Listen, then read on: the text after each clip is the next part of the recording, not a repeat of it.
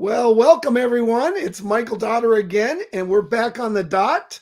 We had a great show the last hour. We had Aaron Ramsey of You're Such a Catch. So thank you, Aaron. You were awesome. And now we've got a fantastic show with you for you right now. And this is something that I go back almost two and a half years ago. I got a call from a friend of mine, Pierre Bourgeon from Lake Tahoe, and he said, Mike, you got to come back to California. You got to meet this guy, Davey Dave, and Tom and Virginia. And I said, what are you talking about? He said, oh, it's this TCB, CDB. He didn't even know what he was, and by the way, this date, 420, I didn't even know what 420 was back then. And so I said, Pierre, are you talking about marijuana? And he said, yeah, marijuana. I said, oh, okay. Well, I said, Pierre, I'm not into that. And he said, no, you got to look into it.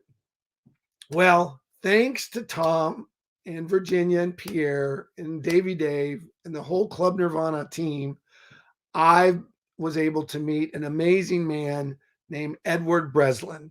And Edward is on the faculty of, he teaches topicals, and he understands the chemistry of cannabis, and he's just an amazing guy. And I've got Ed Breslin on the dot. I'm going to bring him up right now. Hi, Ed. How are you, brother? Hey, Mike. Happy February. Can you believe it's already gone? January's Yes. already gone from this year. And I Well, appreciate you for having me on the show today. Well, I've got my red to, because it's Valentine's month. And so I got my red to celebrate Valentine's.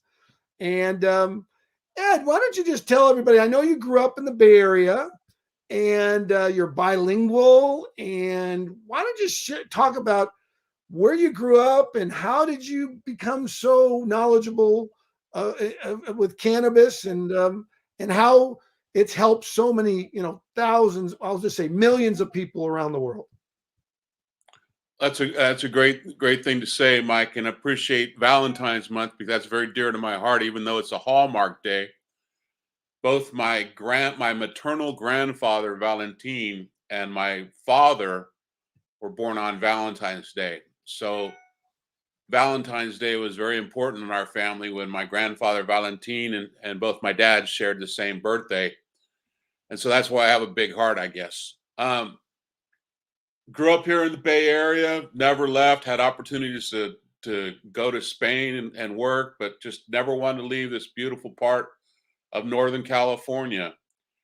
And because of Northern California kind of being the heart of cannabis growing, and because of Dennis Perone in 2015 bravely put a ballot on the election to allow cannabis to help people that were sick and dying of AIDS. We now have a tremendous industry where we've gone from plantation now to an industry. And the science is just amazing when it comes to the application of cannabis, not just for smoking, but if we look at the actual science, and I'm not a scientist, I didn't like organic chemistry in college, but the endocannabinoid system that we all have that looks for cannabinoids to basically placate or mollify our receptors throughout our body is an amazing science that unfortunately in today's medical fields, it's only taught in 14% of today's medical fields. So that unfortunately the doctors and nurses that come out of school, like nutrition, have not been taught the true science of the body, of the endocannabinoid system.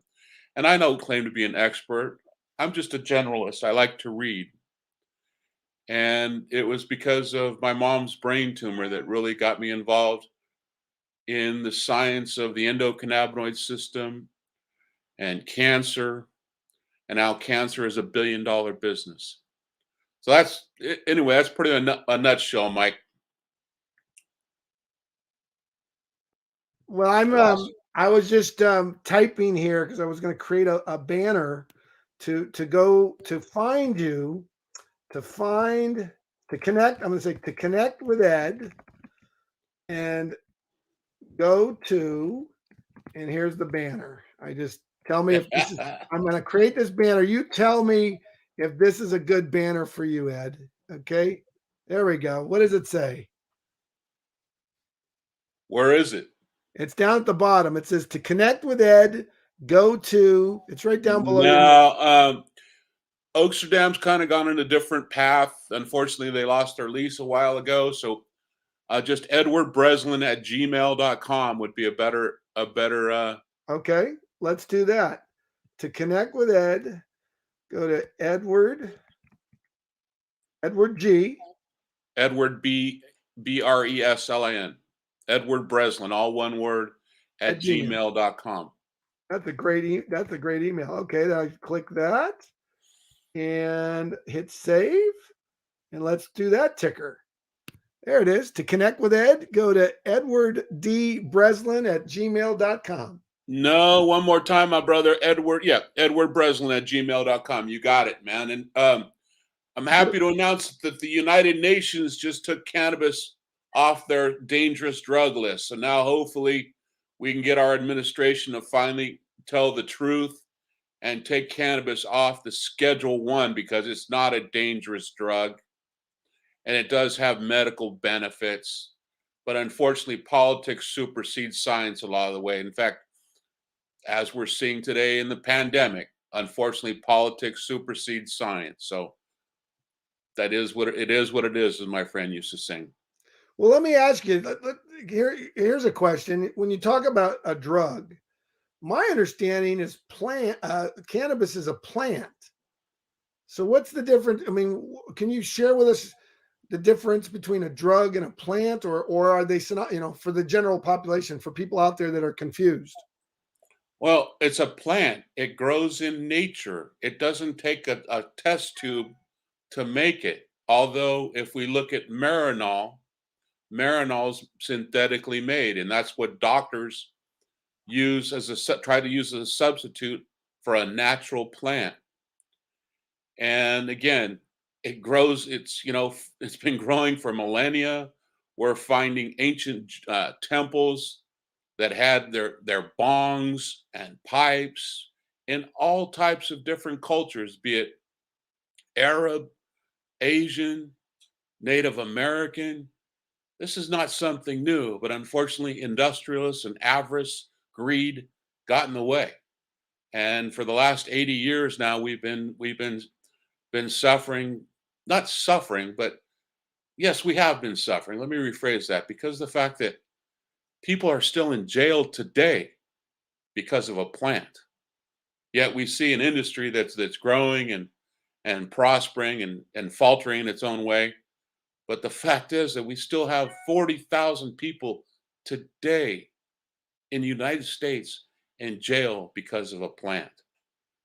So that's my story, and I'm sticking to it. Yeah, it's a tragedy. There's no doubt. I look at tragedies in America. I think the three greatest tragedies, number one would be sending men and women into harm's way, like Vietnam, Afghanistan, Iraq, which I think, look back on history, if you lost a son or daughter in those regions of the world, I think you'd be very upset. So that's, huge tragedy, war, sending, men and women to war. Second tragedy in this country here in the United States is slavery. Slavery is a huge tragedy. The way, we treated African Americans and other races. I mean, the way the internment of the Japanese during the Second World War, the internment camps, child labor, back in the day. I mean, children weren't protected like they are today. So that's a tragedy. But I would say the third would be putting cannabis on Schedule 1, because I'll tell you this much. I know in the last couple of years, cannabis has been a godsend for me, Ed. And again, we have to commend Marshawn Lynch, former Raiders running back, one of your compadres, that is working on the Last Prisoner Project. helping to avail, getting people, those 40,000 people out of jail for merely a plant. And, the CTE that you and I have talked about, and we know that the endocannabinoid system, the receptors are looking for cannabinoids. And you, Mike, as a professional football player, you suffered the CTE, and your team doctor was just giving you opiates, right? And we fought wars over opium. If we Right. look at our history of the United States, and Right. you were just dispersed how much drugs on the team when you were playing, right? Yeah. Yeah. Well, and also a shout out to Ricky Williams. Ricky Williams has done a lot of, brought a lot of attention to the National Football League in cannabis. He was really the first, I think, the first one that I became aware of player that really bucked the system. And my hat goes off to Ricky Williams for what he did. Also, why don't you share? You and I were able to talk with Reggie Williams, the famous Dartmouth graduate, went to 2 Super Bowls with the Cincinnati Bengals, and the Bengals are going again back to the Super Bowl. And we had a chance to talk with Reggie. Could you share with how you were able to help Reggie with cannabis? Yeah, a friend of mine, she said, Eduardo, can you help save Reggie Williams and his leg? They're going to amputate his leg. He's got a really bad infection. And I said, Reggie Williams, he's an all pro NFL linebacker. He's a Hall of Famer. Even though he played against the Niners, he's still a great linebacker. And so here, take this to him. And so at the time we were manufacturing low dose, full spectrum cannabinoid products called Internal. And we sent that to him. And I asked a friend of mine out of Pennsylvania that she was in my lecture. Her name is Dr. Deb Kimless. I said, Deb, can you please kind of help Reggie save his leg? And Mike, within 18 days, with the internal and the topicals we were sending him, the infection went away. Now, this is after conventional doctors could not get rid of that infection. Yet in 18 days, with the help of Dr. Kim's supervision, Reggie was able to save his leg. And then on Thanksgiving, I believe in 2016, the Cincinnati Sentinel wrote a full-page article in the sports page showing that Reggie is an ally to medical marijuana and how it saved his leg. And poor I think Reggie's gone through 16 different surgeries for his knees, right? Mm-hmm. And again, excuse me for dissing the medical industry, but roofers aren't happy unless they're roofing, and plumbers aren't happy unless they're plumbing. So were those 16 surgeries necessary? We don't know, but it's glad to see Reggie still walking on 2 legs. Yeah.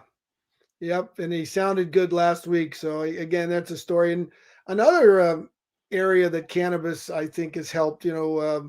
Olivia Newton John, who was diagnosed a number of years back with, I think it was stage 4 breast cancer, and I know she believes in how cannabis has helped her.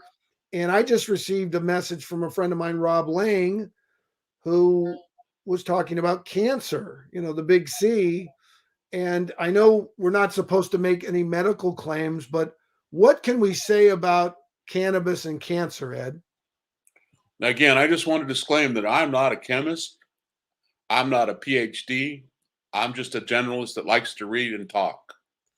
But what I understand is that cannabis, especially the lower acids, the full spectrum, not just one isolated molecule, but the entire plant, full plant medicine, hits the cancer and the tumor, and basically just says it's time for you to die, creating what's called apoptosis. And what is a cancer tumor? But merely a rogue cell that continues to multiply, if I understand correctly. And I have to commend, there's a doctor here in San Francisco in the Bay Area named Dr. Sean McAllister that's using cannabinoids, not just one cannabinoid, not just CBD, but cannabinoids plural, to stop the growth of both brain tumors or glioblastomas and breast tumors. And like Olivia Newton John, we're seeing that it creates apoptosis, tells the cells to die.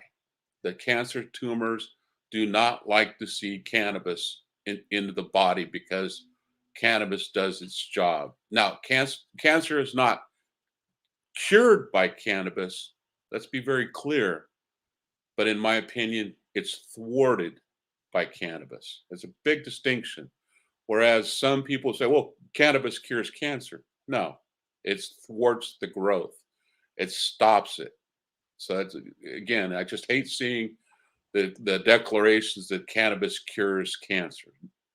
No, Right. because unfortunately, we've seen it come back with a vengeance after people have, it's been determined that the cancer has been thwarted, so people think that they're fine, and after that they stop the regimen, then it comes back with a vengeance. Well, why would anyone want to stop the regimen? I personally, I've again, before a few years ago, I'd never, I was not a user of cannabis. Just didn't smoke, didn't know what a gummy was, didn't know what a topical was, tincture. I didn't know what the word tincture was. I mean, I really was very ignorant. And I've gone from complete ignorance to I'm a cannabis evangelist. And, fortunately, in my family, we haven't been affected by by cancer as much as maybe some other families. But what, so, I, but if I were to, if I were diagnosed with any cancer, I would start showering with cannabis, and I've never stopped. I mean, that's what I've come to the conclusion of. And what runs in my family is cardiovascular issues and stress. Stress is a huge factor. And one of the things I've noticed with cannabis, Ed, cannabis is fantastic at lowering stress. And when you lower your stress level, what happens to your immune system? Well, Mike, it's education. We, by design, we were taught that cannabis is bad, alcohol's good, tobacco's good for you. I'm old enough to remember how doctors would promote cigarettes as good for you. And again, we're talking about greed and the power of big money, the oligarchy that we've been dealing with for a long time. And the fact is that we have to commend people like Jack Herrera. And ladies and gentlemen, Jack Herrera is not just a strain. Jack Herrera wrote a book called The Emperor Wears No Clothes, and he was going all throughout the country showing that cannabis and hemp are the true green revolution, not just wind and solar, but cannabis is for humans and hemp is for Mother Earth. And the fact is that we as a country, and you talked about slavery, and slavery has now become our prison industrial complex with the war on drugs. And again, I'm not going to get into the politics of the prison industrial complex, but it is what it is. Yeah, well, that's a tragedy for anybody that's incarcerated because of using cannabis or sharing cannabis. That's a tragedy that should end immediately. And I know we have people that are in government that have said that it's going to end. They're going to take off. I think it was Bernie Sanders said if he were elected, day one, cannabis would be taken off of Schedule One. That senator from Vermont. Obviously, he didn't win the presidency, but there are leaders out there that are trying to get this changed. And Ed, I know you're one of the leaders, and we just want to thank you for coming on the dot. And what we do on the dot, Ed, is you get the last word. So it's it's February. It's love. Obviously, Valentine's Day. Is there anything that you want to take us out, because you get the last word? Anything you want to say that can enlighten and make people feel good about themselves and about the amazing world of cannabis? Well, Mike, I just want to commend you, my friend, because when we met 2 or 3 years ago, it was so fun to watch someone that had never been exposed, and an honor also to someone that had never been exposed to cannabis, and watch your growth, no pun intended, into an industry and understanding that you've not been told the truth for a long time. And with self discovery and your inquisitiveness and desire for education, you have made a difference, my friend, with a lot of people. And I am not an expert. I'm just honored to be a messenger. And remember, the word educate means to lead or to discipline. And you, my friend, are a great educator. And so, what I would ask is that, don't believe the myth anymore, and just realize that cannabis is just an ally to our body naturally. And again, Mike, I thank you for your time, and greetings from Northern California.